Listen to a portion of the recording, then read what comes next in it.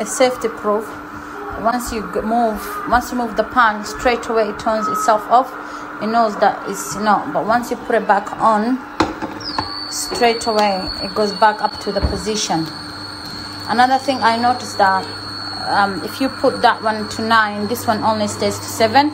So if I change this to 9, this one to 9, that one will change. It doesn't go more than that. And if I do that, so if I say that one, this one become to 7. So nothing stays the same. The milk, so this is 7. So one of them has to be higher. Only this gets higher. So once you put your finger straight away,